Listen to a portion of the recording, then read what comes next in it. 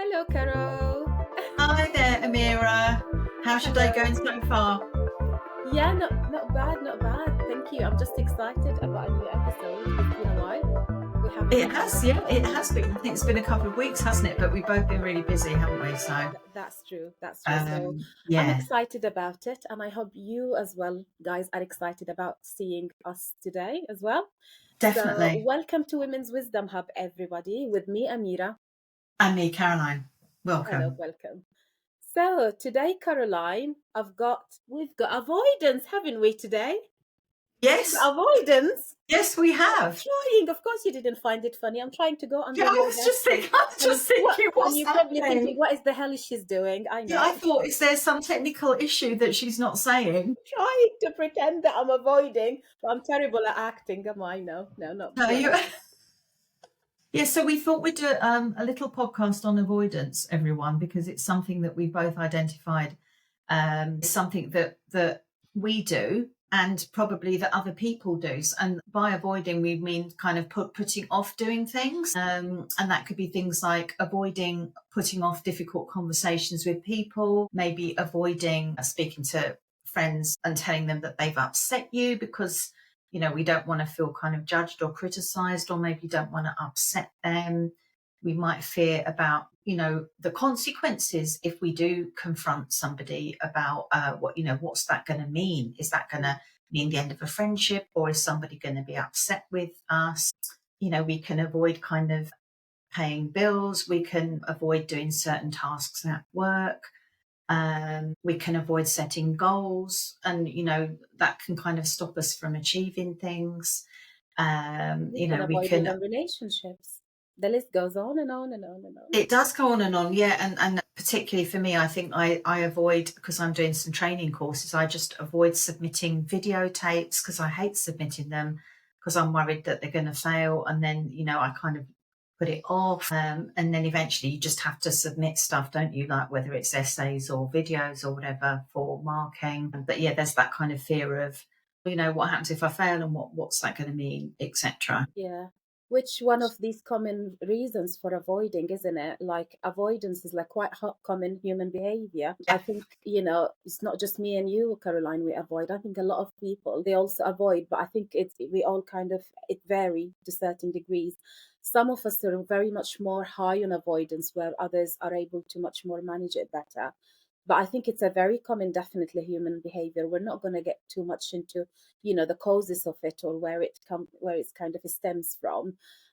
Surely some of us who are more highly avoidant, this is linked to our attachment style potentially, and yeah. how, some of these early experiences we've had. But I think it's more about recognizing what is it making us avoid. So I'm just wondering, for you, Caroline, you've already touched on a very good one, which is like the fear of failing. Do you kind of notice other reasons that may be behind you kind of avoiding things? I think maybe, I mean, I'm being a bit open here, but I think maybe it's linked to, yeah, maybe early attachment pattern. Um, I've always been socially anxious ever since I was a little girl. And I think it goes back to sort of growing up, and I had a really strict mum, and I kind of, was one of those children where you're kind of seen and not heard. So I ended up being quite shy. And then when I had to sort of go into social groups, I really struggled to come out of myself, because I had to be quite quiet at home. Otherwise, sometimes I get told off. So there's this big thing about not drawing attention to myself, which is like the opposite of making a YouTube video, obviously. Um, but yeah, I think I've always been socially anxious, and it's linked to self-esteem as well. So I think that's why I kind of avoid. I hate going on Zoom if I have to be in a big group with loads of people. I notice I get really, really anxious. So if I can avoid it, I will.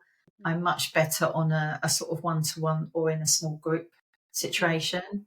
I think it's probably the fear of being judged or something, being criticised, that kind of thing. And then obviously if I've got to submit videotapes for uni or for work to do with psychotherapy training, it's like my worst nightmare, really, Mm-hmm. because then someone else is watching me on the screen and kind of critiquing how I am coming across in front of as a therapist with a client. So it's like my worst nightmare. But Yeah. I can't avoid it. I have to do it. Yeah, gosh.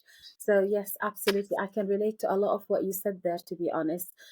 Certainly, yeah, the fear of being judged, isn't it? Or like, negatively sort of, evaluated in one way or the other by people. I think it's the drive force to a lot of the avoidance behavior. Certainly for me as well. I notice I do avoid, I tend to avoid when I have loads and lots of sort of things happening at the same time. So when I get overwhelmed, I tend to avoid. So sort of I think it's more about when I think, whether it's consciously or subconsciously, I'm not going to be able to meet all of them. So then I will end up avoiding some of them because I'm kind of much more thinking, oh, this is just too much to cope with. A little bit of that, like I'm not going to be able to cope with, a bit of that sort of beliefs, isn't it, about Sure. my Yeah, ability to go.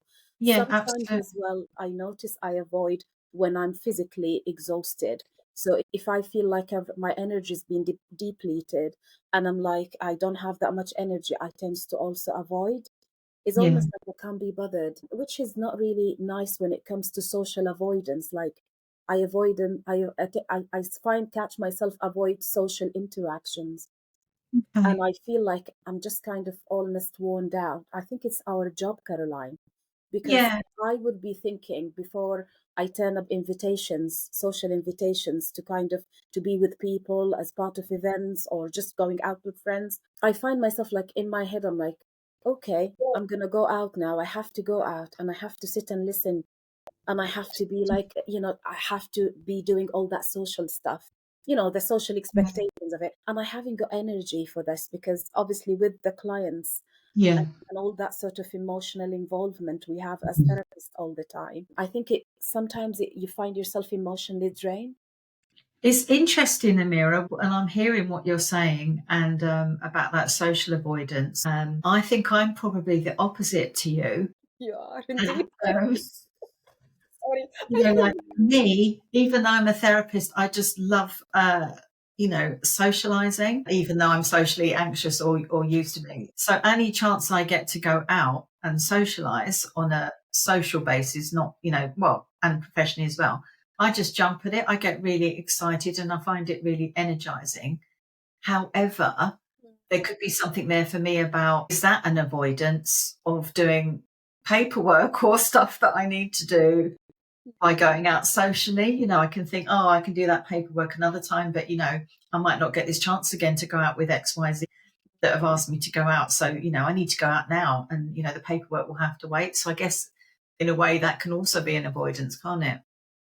That's another that's an interesting one actually. And if it was, then that would be a very cheeky one for sure. A bit of procrastination as well. Well, they kind of overlap, isn't it? A bit Yeah. of definitely that. But I again, it's another aspect of avoidance. Well, it's because some of us are a little bit more on the extroverted kind of scale, and Yeah. some are more on the introverted. And Mm. obviously with me, I realized I'm more in the introverted over the years, and that's probably what leads into my energy level with socializing, lots of Yeah. socializing.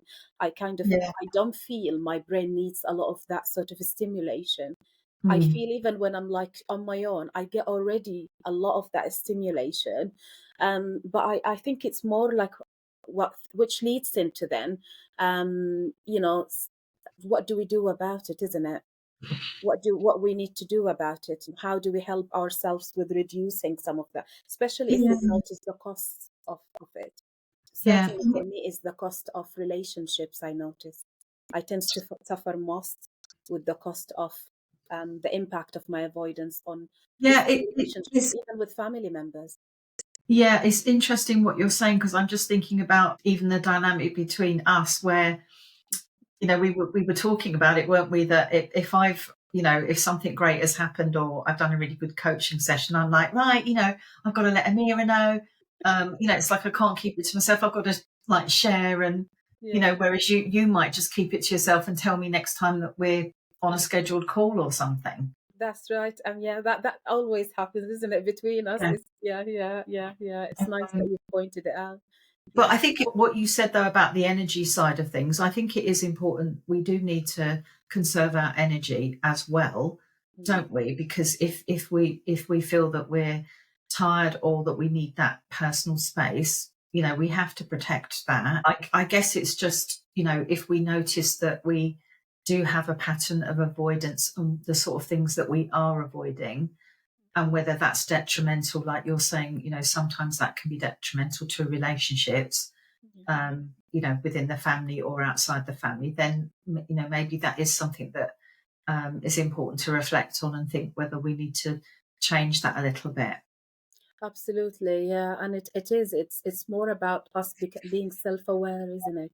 Of Yeah. some of these patterns, I suppose, of thinking, and how we can balance it out, even if it's about our energy level or a bit of that introversion, extroversion. It's still, I think we can train ourselves to, once we become obviously aware of it, and where do we catch ourselves doing it, then we can move into how we can balance it, and how we when do we need to push ourselves to work against it by putting ourselves out there. And I think it's a lovely example what we're doing right now, don't you not Yeah. think? Yeah, absolutely. And I was just thinking, with that avoidance, this, we know this because we're therapists, but when we avoid things, then we're kind of putting it off. We get that temporary relief, don't we, from not doing whatever the thing is. But then it kind of maintains that pattern of avoidance, and it can lead to worrying about the things that we're avoiding doing. It can just keep going round, can't it? That, I need to do this and I need to do that. And it can just lead to that pattern of worrying. And that's not nice either, is it? If we're constantly worrying about stuff we're putting on off that we need to do. No, no, you're right, Caroline. It's not nice at all, and it kind of we end up in like a vicious cycle. We Mm. find ourselves in situations where we're almost like, guilty. We feel, and a bit shame as well.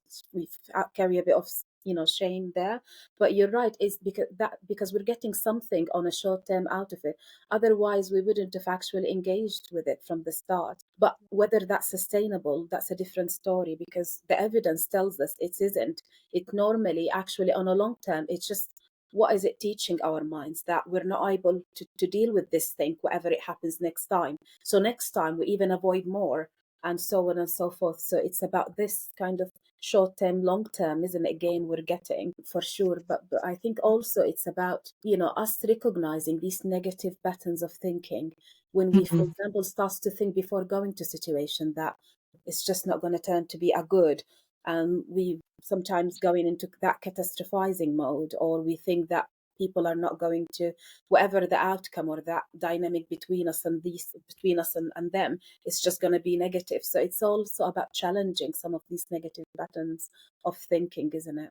Definitely, yeah. And just using that example of me submitting a video, I had to submit a video last week to my supervisor at work. Previously, I think what I'd have done is I'd have just kept checking the video, thinking, is it good enough to submit? Did I do okay in this bit? And I didn't do any of that. I just kind of remembered what I'd done in the session. And then I thought, I'm just going to submit it. I did have those kind of negative thoughts about, it's probably going to fail. I sort of catastrophized it. I think it's going to fail. What's that going to mean? And I thought, "Do you know what? Just put it in there, Yeah, see what feedback I get. If I have to redo it, I have to redo it. But at least I've submitted it and he's that's not chasing me for it." that's it. And it gives you that sense of a bit of nice kind of reward, isn't it? That you've managed to get it in, Yeah. no matter whatever, at the Yeah. background, these sort of, the radio at the background going, no, no, what if this happened? What if that happened? It's out there now, it's done and dusted. So I've still Yeah. managed to get it out. And then, whatever the learning curve out of that is the learning, isn't it? Yeah. So I think it's kind of, just allowing ourselves to, think that maybe not everything we do is going to be perfect, but some things are just good enough and we can just, get them sorted, just bang out whatever we need to do and try not to worry negatively too much about the consequences, just, get things done. And also, I think, like you were saying about if we feel overwhelmed, sometimes if we procrastinate and avoid, then those tasks just get bigger and there's more of them and they just pile up, don't they? So They it's do. that sort of breaking them down, isn't it, into small bite-sized chunks so that we can just do a little bit at a time rather than think we've got to do a whole mountain of things. Absolutely, because it's all about enjoying the process of things, enjoying that journey, rather than the focus being what is the outcome, isn't it? What are we going to get on? What's going to happen? That's another reason sometimes why people avoid, because we're so interested in the outcome of things and we forget about the journey, the process of actually and staying in that present moment of that sort of journey. That's what matters most. And that's maybe where most of our energy needs to be channeled. Yeah. And sometimes I think like you know, I'm doing a coaching course at the moment and I get really shy doing live coaching sessions and stuff. And I think when I'm on a live, I don't want to be picked, I don't want to have to be the coach and this, that, and the other. And but in the situation I was in this week, there was only two of us and one of us had to do it. So I thought, well, I'm just gonna have to do it, aren't I? And I did it and it went well. And I was kind of buzzing after that. I was, Yeah, yeah. sort of And this is why you adrenaline started rush. messaging me straight That's away why I started immediately. messaging I'm you like, saying, yeah, I've had a great coaching, done great with coaching session, one blah, blah, message blah. after the other, and I'm like, oh my goodness, Caroline, just Shut give up, me a Caroline. break. But I Uh, think that we're having a laugh about it because that's the beauty of it, isn't it? So it's yeah, really interesting that we shared with everyone, why do we avoid and how to kind of get better and not avoiding. And I think it would be really interesting to get to hear back from people as well. So do yes. please, leave us on the comments anything about your thoughts about avoidance in general, or your tips of actually combating avoidance, or if you wanted to share with us situations, issues you avoid, that would be lovely as well, to with us. Definitely. Yeah. I mean, when you start talking about it, I don't know about you, Amira, but I'm thinking, my brain is just thinking about all the things I do avoid. And there's quite a lot of them. Yeah, it's endless list. Endless list, yeah. And it's, sometimes it's important, like you were saying earlier about the negative thoughts, not to let the thoughts get in the way of stopping the behavior, of stopping us doing things, just to, almost like notice the thoughts and think, okay, yeah, but I'm going to do it anyway because I need to do it. And then after that, we can have that kind of, like you were saying about that reward, to know that we've done something. At least we've done it, haven't we? We can kind of tick it off. Yes, that's right. Um, Yeah, yeah. and once we've done that, then you can't. There's no point worrying about it anymore because you've done it, haven't you? Yeah, that's it. Just exactly the same. Like my situation with Women's Wisdom Hub podcast. Amira needs to stop avoiding them. I need to stop avoiding them, and I need to be doing more and more of them. So here we go. Yeah, I I've just, agree. I've just committed myself to that, Caroline. I'm not going to say anything, Amira. You've said what you said, and yeah, Right. Yeah, that would be what my commitment from today's episodes, everyone. So you've all witnessed it, so I can't go back on it now. So what would be your commitment from today's? gosh, what am I going to avoid? Um, I, Yes. I guess I guess I have to kind of, definitely. I mean, I'm really enjoying doing the podcast with you, so I love doing those. I think for me, it's more avoiding big groups at work. Going on to big You meetings mean and stop things. avoiding, not avoiding. Yeah, sorry. See what I mean? Yeah, my brain naturally wanted to avoid them. Um, That's why I had to introduce. yeah, I didn't even realise I did that. Yes, I need to stop avoiding big groups. Like I've got I have to do something at work shortly and it's going to be a big group. And, I can already feel that I'm getting a bit anxious that I'm going because I have to talk in this group about work and I'm like, ugh, but I'm just going to have to just do it Yeah, and stop avoiding it. And yeah, so that's my commitment for lovely. today. Lovely. So, this is another thing for everyone. Do please share with us your commitments. Everyone is listening to this podcast. We would love to hear your commitment after you listen to this podcast. Anything that would get you to reduce your avoidance if you've noticed that it's costing you, or impacting your life in any way. And that would be the last message from me. What about you, Caroline? What is the last message for everyone, from you to everyone? Yeah, just that I hope you found it helpful for us to talk about avoidance and our experiences, our personal experiences about it. And like Amira said earlier, just any comments that you've got on your own avoidances or any tips you've got for overcoming it, we'd love to hear from you. And we really hope that you've enjoyed this little podcast and there will be many more. And have a fantastic week, everybody. Yes, you take care of yourselves, everyone. We would love to see you in a new podcast. Take We care. would. Bye. Take care. Bye.